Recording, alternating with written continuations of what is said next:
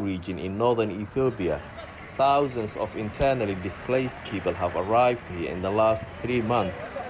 They are fleeing a war between government troops, Eritrean forces and local militias on one side, and the Tigray People's Liberation Front on the other. The conflict has devastated the local population. Hundreds have been killed in massacres, thousands have fled, and countless women and girls have been violently raped. I am one of the first foreign journalists to reach Tigray. At Maqalle's Aidar Hospital, doctors are overwhelmed by the number of rape victims seeking help. They say rape is being used as a deliberate weapon in this war. Now you're seeing many cases of rape daily in relation to the war. Yeah, where it's a dramatic increase in the number of cases. Almost all of them, they tell you that they are raped by soldiers. Victims of rape go to the Center for Women and Children within the hospital. Sister Mulu is the first point of contact. Since the war, how many patients have you seen roughly? Roughly 260. 260? Yes. In this clinic alone? Yes, since the war till now. Now? They are not knowing the person who raped, but it's as a group. They get many diseases. They acquire many diseases like HIV, like hepatitis, like STI. The women who reach the center often have serious physical wounds. A warning, the stories that you are about to hear are incredibly distressing. الشيء رماينش همي تحنا تخي همي نخي تايت قرمت خلاف زي حكمنا تاي خوينا تاي بزحكي زي تفلت يا أخي تاي مهان تفلت يا أخي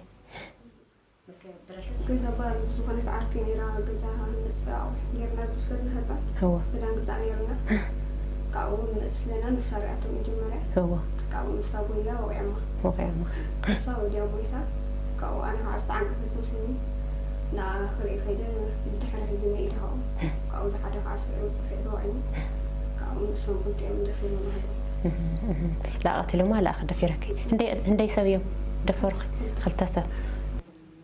Rumainesh's story is recorded, medical examinations will be done, and she's given an initial counseling session. But this is one of the only hospitals still open in this region. The charity MSF estimates that just over 10% are functioning normally. The other have been destroyed in this war. There is no transportation. They can buy themselves to work. After 3 days, after 4 days, after a week, they become very angry. They haven't have any clothes. They are migrants. They haven't have any financial. They haven't any clothes. Their clothes are disorganized by the sharp materials, by knife, by anything when they are raped the persons. They cry with them in this center. They become damaged our minds. This is not, this is heavy to understand. Nobody feels safe even in this hospital, which is guarded by government forces. 2 weeks ago, a medical student was raped by soldiers in this compound as she walked from the library to her classroom. Before the war, the police had the power to bring perpetrators to justice, but the local administration has been disbanded since the conflict began. Now, the Tigray region is under a state of emergency, and a coalition made up of Ethiopian troops, Eritrean soldiers and local militias know that they have the ultimate power. Some are accused of being on a revenge mission. There is no police service, there is no court. Every person is as you do as you want by now. The Tigray People's Liberation Front, or TPLF, ruled Ethiopia for 27 years. They too committed crimes against other communities in the country. Once a powerful group, they are now hiding in the mountains, unable to protect their population, and the people here feel helpless. What's happening to them, especially to the women of Tigray? So she came here around 9 days ago? Yeah. So rape cases are still coming, or rape victims are still coming? Yeah, you can get them in the war, you can get them wherever you like, but rape cases are always coming. The special thing about this case is this client is she was already pregnant, and on top of that she was raped, and she was also hit by the gun, so she has sustained almost 3 injuries, being pregnant with around 20 weeks of gestational age, and raped. Probably from her history that she told us, from her history, she was raped for 3 days, being locked in a house by one of the soldiers, and she came to us bleeding. This 19-year-old girl was working as a waitress and was stopped by soldiers on her way home.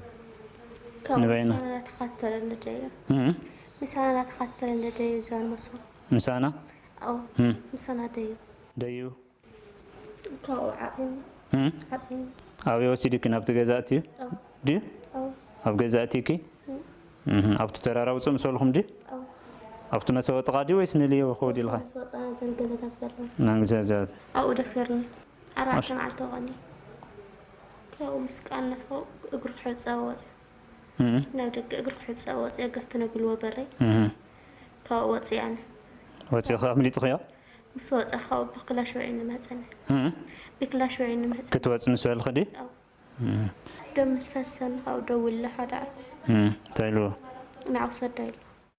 When he realized that she is bleeding, he called another soldier and he ordered him to take her and throw her on the road. Many of the victims are too traumatized to go back to their families. They fear the attackers will go after them. A refuge away from the hospital is for those women who have lost everything, who cannot return home. We're now heading to a safe house where there are around 40 women, all of them victims of rape. It's in a hidden location, and we were advised to travel separately in case we were being followed. One shocking story that I kept on hearing was that of a woman in the safe house. الشعبية سرقت نمبر مجمرة ልብሳቸው የሻዕቢያ ሰው አነጋገራቸው እንጂ ልብሳቸው እንደ አብይ መሐመድ እንትን የለበሱ ናቸው። ገፍትሮ ገቡ። የበረበና ቡና ሸጥ ነበር። 6 ሴቶች ነበር። 30 ወንዶች ነው የገቡ እንትኑ ፋይተሮቹ። ከዛ ሁላችን ልብሳቸው አውልቅ መሬት አስተኑ በጉልበት አንድ ለአምስት አንድ ለአምስት ነበር። ሲደፍሩን እንደገና ደግሞ ፎቶ እያነሳ ሲጫወትብን ለሆነ ማታ እዚህ ካድራችሁ ገዳቻለ አንድ ልጅ አገረድ ነበር የደፈሯት። This was the first time she was raped. She managed to escape and get help, but when she went home, she was raped again. Whilst trying to flee with her 12-year-old son, they and other women get caught again. እዝናታቸው አስወረዱና መርፌ ያመጡ እኔ ከነልጄ ነፃ ለሁሉ መርፌ ተወጋኝ። ላስቀጣ ረቆታቸው አጥቶ ይሄ ታስሮ እንደዚህ አንድ ዛፍ ላይ እና ድንጋይ ላይ ታስረ እንደዚህ በቃ ይሄኛው ያይሰራም ይወጅና ዱላም ተደበደብ መርፌም ተደምሰና 10 ቀን ሙሉ በረሃ ጫካ የሬሳዎች አሉ ማት የሞቱ ሰው አለ። ጅባት ሳበ አሞራ ጠጎ በሬሳ ላይ ነው የሚረማመደው። ይጣጣሉ ልክ ግንኙነት ካረጉ እንዲወረፍ ብለሞን አትሰማለኝ ወደ ልጅ አፎ መዛዝራሉ ወደ ህፃኑ ልጅ በሶስት ቀን በኋላ እርጉዟን ኦፕሬሽን ነበር እንደደች እሷ ስታርፍ ልጇ ሚስጨው እሱንም በጥይት ወጥቶ ነበር ተሰነጣ ሱባ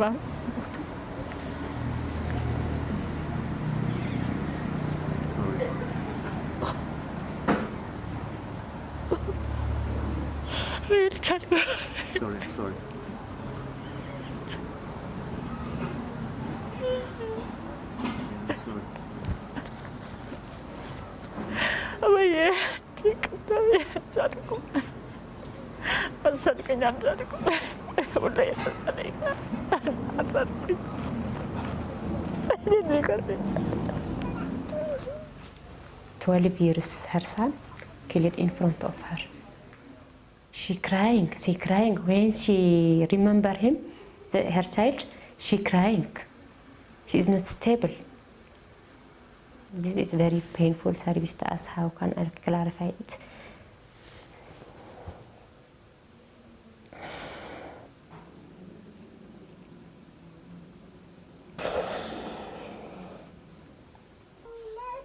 For every woman who manages to get help, there are 20 or 30 more she talks about who haven't been able to make it to a safe place.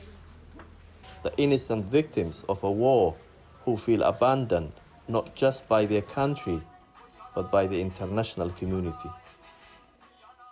That report produced by Jamal Osman and Amir Amane Kiaro, Elias Tefaye and Daniel Araye.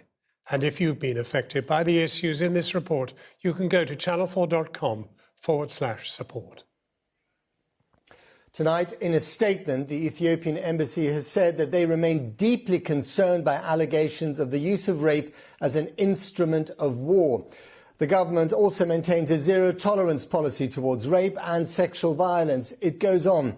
The government of Ethiopia has taken concrete steps to address any human rights abuses that have occurred within the context of the conflict triggered by the TPLF, and also welcomes international assistance to undertake further investigations and welcomes the possibility for collaboration on potential joint investigations with relevant human rights bodies. That was their statement. Now, this terrible conflict has inevitably led to a refugee exodus. We're joined now from the Sudan-Ethiopia border by CNN senior international correspondent Nema El-Bagir. Nema, you've also heard, and I wonder if you've also heard the kind of accounts that we saw in Jamal's report, and are people still fleeing across the border? We've certainly heard similar stories with regards to the perpetrators. This allegation that Eritrean soldiers, Amhara militia, the Fanu, also another Amhara militia have been involved with this. And also the sense that the women have that this is very, very intentional, that the pathology behind this isn't about rape as a tragic consequence of war. Definitely that they feel this is about rape as a weapon of war. One of the women whose stories was relayed to us, because even here in Sudan, Matt, women are very, very afraid. This was relayed to us through a doctor, said that when she was raped repeatedly by Ethiopian soldiers, she says she was told that her blood was being purified, that she was being Amharized. The Amhara, of course, another ethnic group involved in that conflict in Ethiopia. And for those who are familiar with what happened in the former Yugoslavia, with what happened in Darfur, which I covered, that has chilling overtones, that just a very similar feeling that these women aren't just part of a conflict to push the Tigrayans off the land. This is about erasing Tigray and the Tigrayan identity and the Tigrayan bloodline, which is one of the hallmarks of genocide. The sadness is that those stories are now even being stifled from reaching the world through one of the last safe havens, which was the passageways through here to Sudan. Back in December and November, thousands of refugees made their way here. A couple of days ago, we were told 12 made it. Today, 5 to 6. And we understand, not just from the refugees, but also from contacts within the Sudanese military, that is because there is a concerted effort by the Ethiopian military to block these refugees from safety and to keep their stories, the other side, hidden away in Tigray, Matt.